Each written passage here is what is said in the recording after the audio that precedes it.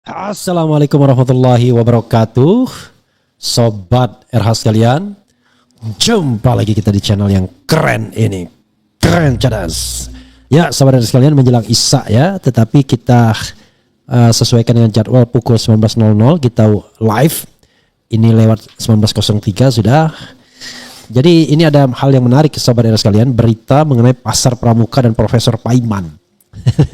Jadi sobat RH sekalian, Profesor Paiman Raharjo mengatakan usahanya di pasar pramuka itu sudah tutup pada tahun 2002, tapi kemudian ada yang mengatakan wah itu baru tutup 2017. Dan so far memang tidak ada yang namanya strong rejection atau strong objection ya terhadap pernyataan bahwa Paiman terlibat dalam pembuatan ijazah pramuka ya, UPP, Unitas Pasar Pramuka.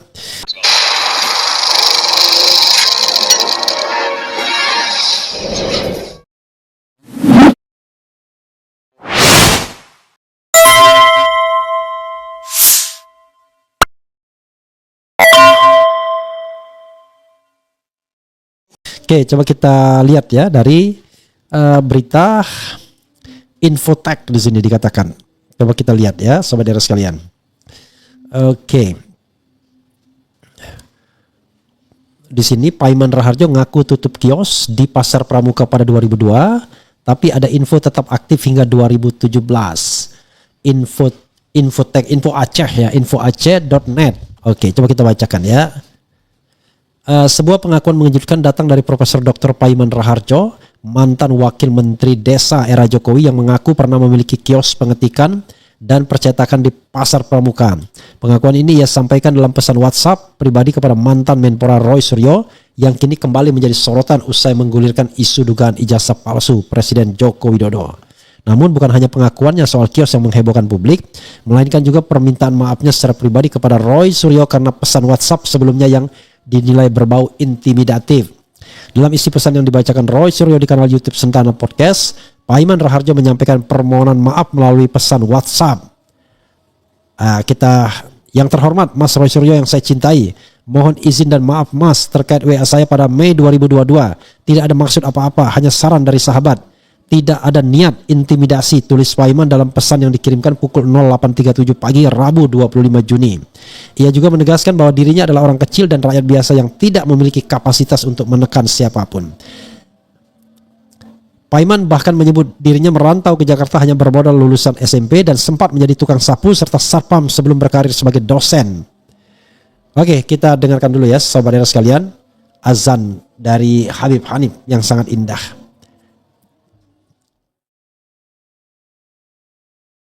إن الله وملائكته يصلون على النبي يا أيها الذين آمنوا صلوا عليه وسلموا تسليما اللهم صل على سيدنا محمد وعلى آله وصحبه وسلم الله أكبر الله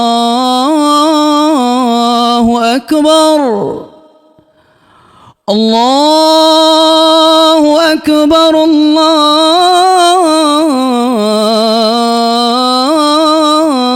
الله أكبر أشهد أن لا إله إلا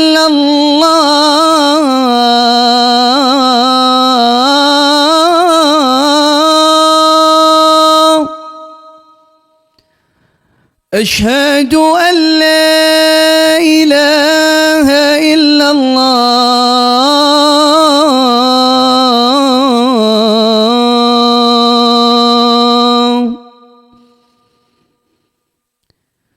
أشهد أن محمدا رسول الله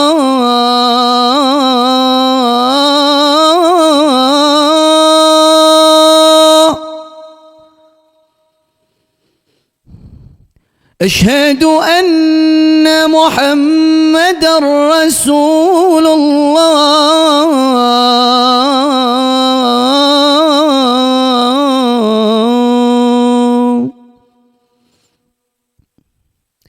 حي على الصلاة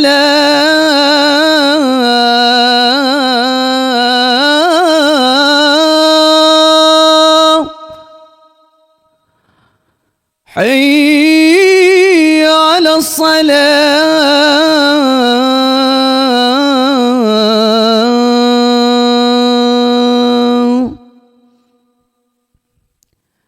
حي على الفلاح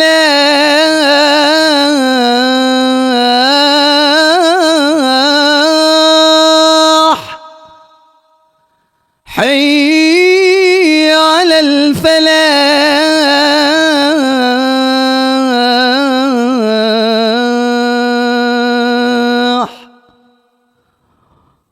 الله أكبر الله أكبر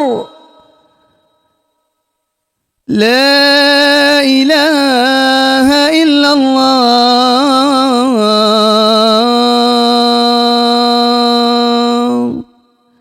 لا إله إلا الله محمد رسول الله صلى الله عليه وسلم اللهم رب هذه الدعوة التامة والصلاة القائمة آت سيدنا محمدا الوسيلة والفضيلة والشرف والدرجة العالية الرفيعة وابعثه مقاما محمودا الذي وعدته إنك لا تخلف الميعاد رب اغفر لي ولوالدي رب اغفر لي ولوالدي رب اغفر لي ولوالدي وارحمهما كما ربياني صغيرا اللهم لا تحرمنا خير ما عندك لشر ما عندنا وصلى الله على سيدنا محمد وعلى آله وصحبه وسلم والحمد لله رب العالمين. Ya, saudara sekalian, kita lanjutkan ya setelah mendengarkan satu azan indah dari Habib Hanif yang memang direkam di RH Channel secara khusus, dan kebetulan pas kita live ini ada azan Isya. Jadi kita dengarkan satu azan cukup ya. Kita lanjutkan ya. Yang menarik perhatian publik adalah pengakuan Paiman soal kepemilikan kios di Pasar Pramuka Pocok, kawasan yang belakangan menjadi buah bibir karena dituding sebagai pusat produksi ijazah palsu. Saya sejak tahun 1997 sampai 2002 membuka usaha pengetikan dan fotokopi di Pasar Pramuka Pocok. Setelah menjadi dosen dan kaprodi, kios tersebut saya jual, kata Paiman dalam pesan itu. Namun klaim Paiman ini bertolak belakang dengan informasi dari para rekan seprofesi dan pengamat intelijen yang menyebut kios tersebut masih aktif hingga 2017. Bahkan disebut berpindah dari bagian depan ke bagian belakang Pasar Pramuka demi keamanan kegiatan yang sensitif, ya, tanda kutip. Nama Paiman mulai ramai dibicarakan setelah Roy Suryo membocorkan isi pesan WhatsApp dari dirinya pada Mei 2022.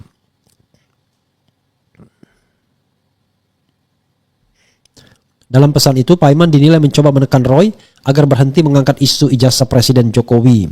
Roy sempat menahan diri untuk mempublikasikan pesan tersebut, namun akhirnya membuka ke publik setelah polemik semakin liar dan tidak sedikit yang menuding dirinya menyebarkan hoax. Saya akhirnya buka ini agar masyarakat tahu siapa yang sebenarnya mencoba membungkam dan siapa yang menyuarakan fakta.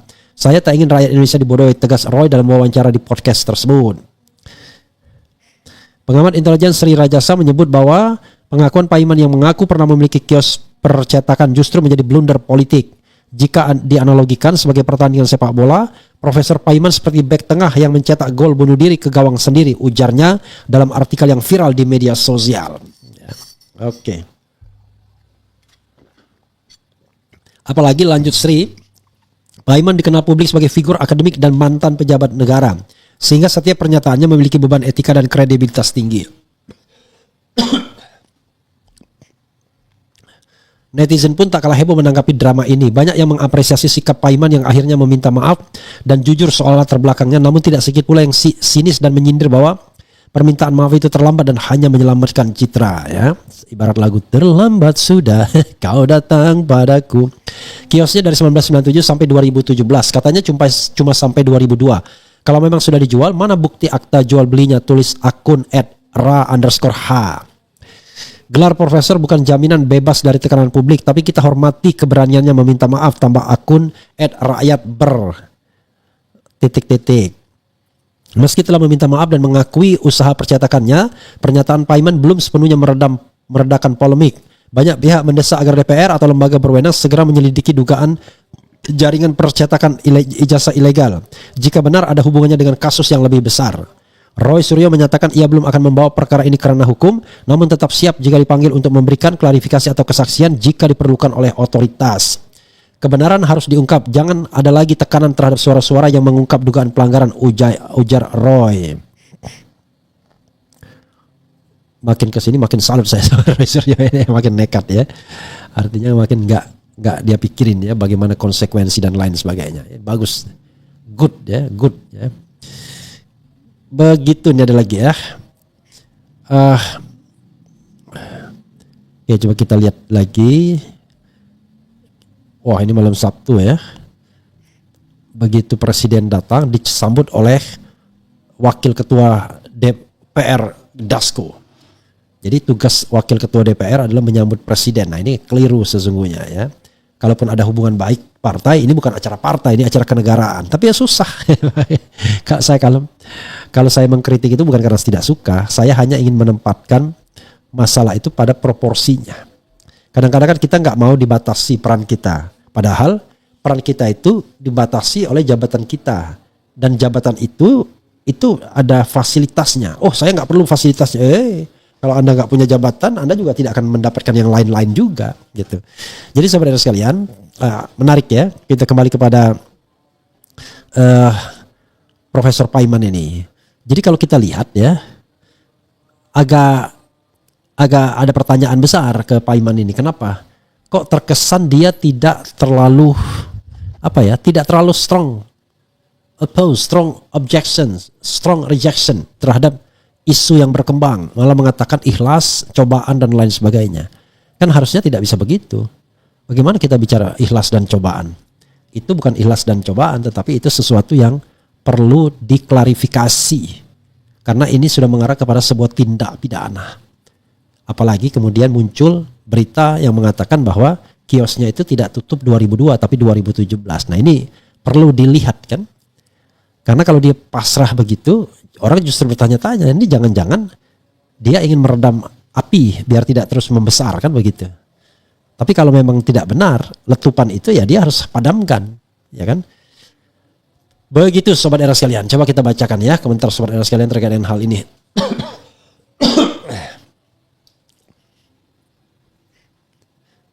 Oke, coba kita bacakan. Tapi sebelumnya kita minum teh panas dulu ya karena batuk. Semangat, suarakan keadilan terus, semangat. Allahu Akbar. Assalamualaikum Bang Rep, semua ini yang bikin gaduh keluarga Jokowi makroni-kroni keturunan. Oke, gak boleh kita ngatain ya. Ayo, wajah asli bangsa Indonesia itu sesuai kondisi pemimpin negaranya. Assalamualaikum Bang Rep. Oke, semua bukti-bukti sudah jelas, tinggal bagaimana negara meresponsnya. Ada DPR, DPD, bahkan presiden. Tinggal bagaimana negara mau menyelesaikan, mampu atau tidak. Rakyat sudah tahu kebenarannya, rakyat masih menunggu. Assalamualaikum, semoga sehat selalu Bung Refli. Anda tidak bisa membohongi semua orang sepanjang waktu kecuali, oke. Mulai dari Nabi Adam sampai sekarang ada nggak sih Nabi? Oke.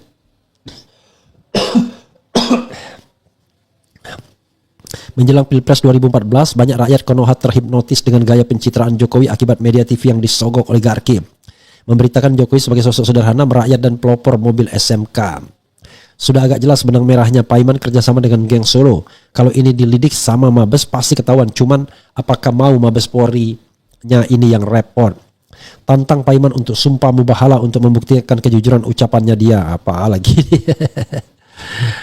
Kayak apa-apa aja tantang mubahala ya. Ini kan bukan tantang menantang. Ini adalah proses penegakan hukum. Lakukan penyelidikan, lidik dan sidik ya. Kemudian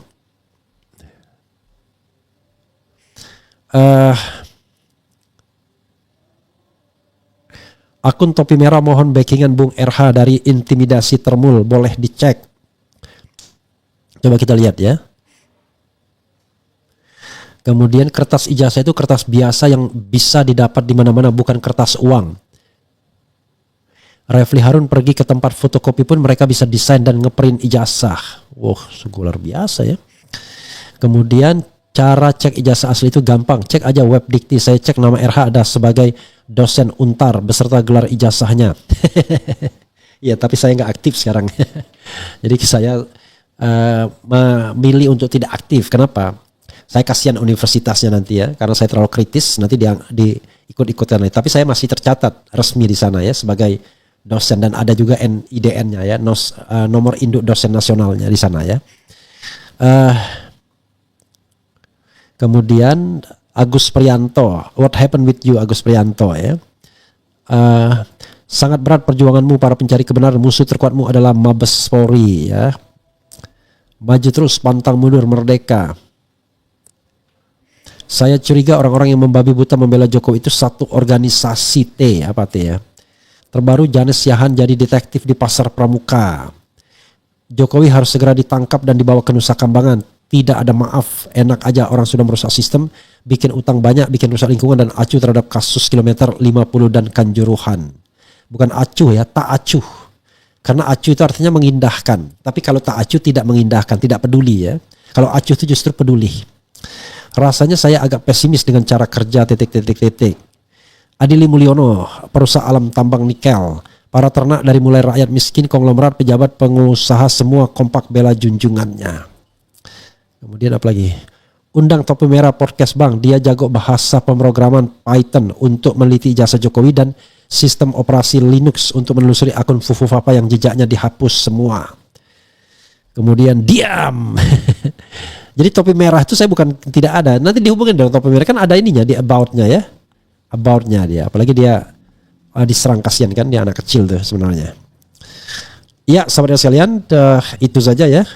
Mudah-mudahan bermanfaat. Sekali lagi, kalau memang ini tidak benar, harusnya ada bantahan dari Profesor Paiman. Jangan mengatakan pasrah, menyatakan berserah kepada Yang Maha Kuasa dan lain sebagainya. Tapi harus ada strong objection, strong rejection ya. Sehingga orang kemudian tidak terus berspekulasi. Begitu saudara sekalian. Itu saja ya. Wassalamualaikum warahmatullahi wabarakatuh. Keren, cerdas. Yeah.